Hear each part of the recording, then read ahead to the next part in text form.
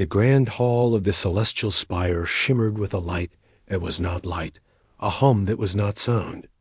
Beings from 100 star-faring species moved in a carefully choreographed dance of diplomacy, their forms as varied as their worlds. At the center of it all was a princess of the Ixthal, a people of slender grace and skin like polished mother of pearl. Her cranial tendrils, a sign of her royal lineage, were adorned with tiny captive stars. She observed the proceedings with the detached courtesy expected of her station, but her inner light was dim. This alliance, this potential bonding with the stern delegates from the Kalath Imperium, was a political necessity, a cold equation for the security of her people. It felt like a slow descent into a dark ocean. A ripple of discordant motion disturbed the periphery of the gathering. The human delegation had arrived, late and characteristically unrefined. They walked with a solid, unapologetic gravity, their movements lacking the flowing grace of the Ixthal or the precise articulation of the Kalath. To many in the hall, they were a young, brash species, all blunt force and chaotic energy, tolerated only because of their puzzling resilience and their skill with material sciences. The princess's gaze drifted over them, without interest, until it settled on one. He was not the leader, merely an aide or a guard, standing slightly apart. He was examining a crystalline sculpture, his expression one of open, genuine curiosity. It was his face that arrested her. The arrangement of features, the particular set of his eyes, the slight scar that traced his jawline. It was a common enough human configuration, but it ignited a memory so deeply buried, so precious. She had encased it in the mental equivalent of crystalline dot. It was from her childhood, a time before her formal elevation. Her royal shuttle, on a covert diplomatic mission, had suffered a catastrophic failure near a remote, uncharted planetoid. The escape pod, carrying only her and a silent, dead nursemaid, had crash-landed in a jagged, frost-bitten canyon. The air was thin and biting, the sky a bruised purple. She was injured, her delicate leg fractured, her luminescence flickering with pain and terror. She was 8 solar cycles old. For 3 rotations she huddled in the wreckage, her emergency beacon silent, her hope fading with the bitter cold. Then, on the 4th, a shadow fell across the pod's shattered viewport. It was not the elegant silhouette of a rescuer from the galactic community. It was blocky, armored in crude alloys, and powered by audible hydraulics. A mining prospector, a human one, in a patched-up exosuit. He pried the hatch open without ceremony. She shrank back, expecting predation, expecting to be claimed as a curiosity. But his voice, filtered through the external speaker, was low and steady. He did not speak her language, but the tones were soft, meant to soothe. He saw her leg, saw her fear. With astonishing care for a form so seemingly clumsy, he used the tools on his suit not to dismantle, but to splint her leg with a piece of the pod's framing. He shared his own environmental warmth, redirecting heat from his suit into the pod's cabin. He gave her water from his own supply and a nutrient bar, which she could not eat, but whose offering was a universal gesture. He stayed. For 2 more rotations, this solitary human kept vigil. He repaired her beacon with a skill that spoke of a life making broken things work. When it finally chirped to life, he merely nodded inside his helmet. His ship was a rust bucket, smelling of lubricant and ozone. He set her gently in the co-pilot's chair and flew her to the nearest Ixthal relay station. He never removed his helmet. Not once. Before the Ixthal guardians could swarm the dock, he had placed her in an airlock, nodded once more, and vanished back into the void. Her people called it a miracle, attributed it to fortunate cosmic alignment. She alone held the image of her savior's helmeted visage, and the one glimpse she'd had of his face through the slightly fogged visor as he turned his head in the cockpit's light. A young face, earnest, with a scar on the jaw. marked by concentration and an unfamiliar kindness. And now, across a gulf of years and light years, that face was before her in the spire. The boy was now a man. The earnestness tempered into quiet competence. But the eyes were the same. The formal dinner was interminable. The Caliph ambassador droned on about resource allocations and strategic perimeters. The princess heard none of it.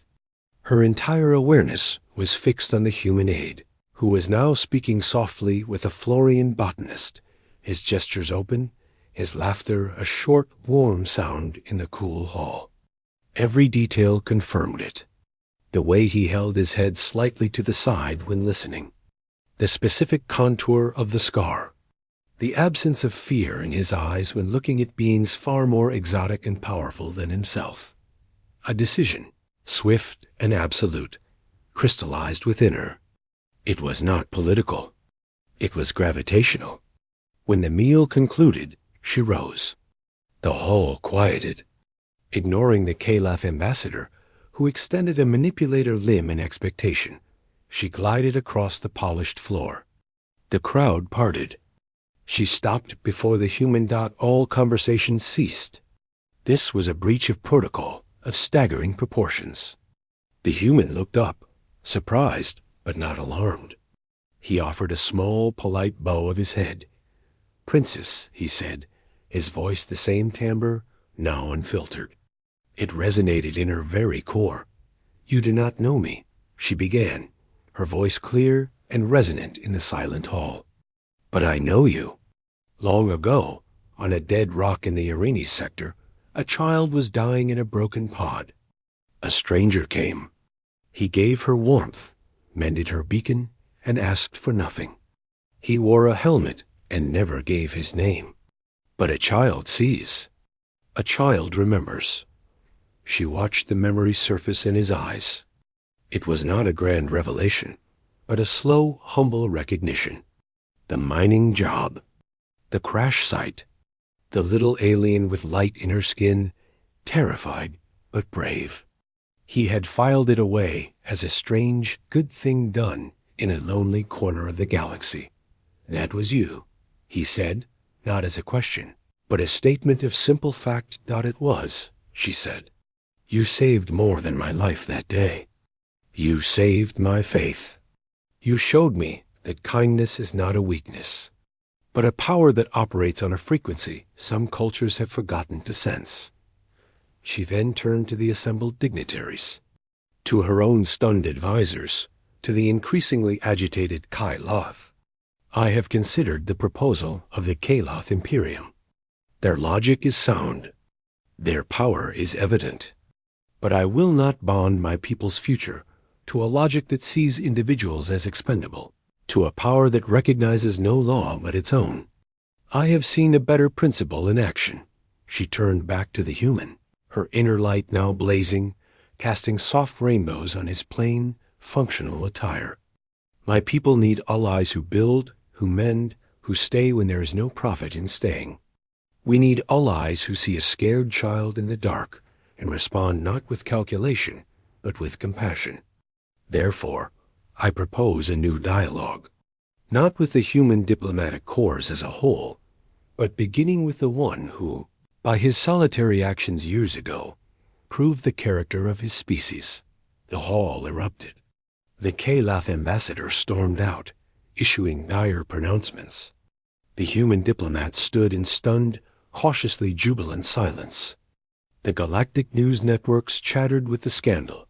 Through it all, the princess and the man stood in a bubble of quiet.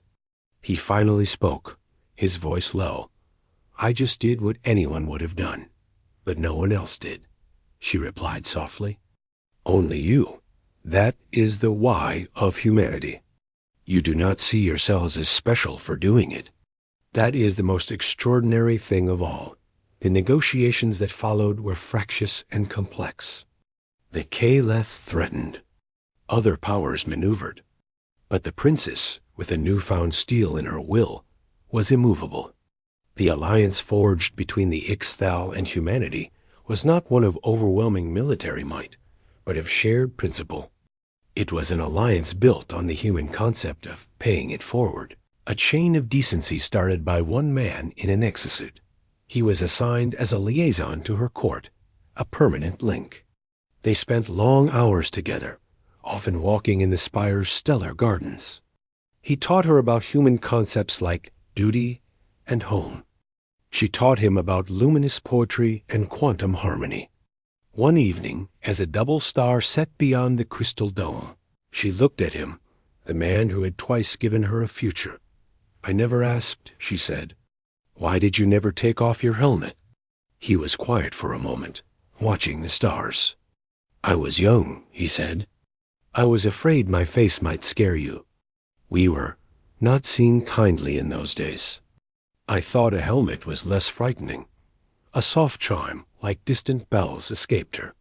"The most beautiful face in my galaxy, and you hid it for fear of causing alarm. That is the final proof I needed." He looked at her, truly looked, and for the first time he saw not the princess, but the child he had found in the dark, now grown into a queen. He saw the reflection of his own long-forgotten kindness shining back, magnified into a light that could guide civilizations. And in that silent exchange, in a garden between the stars, the human understood that sometimes the mightiest force one could wield was not a weapon, but a simple offered hand in the darkness, and that its echo could shape the fate of worlds.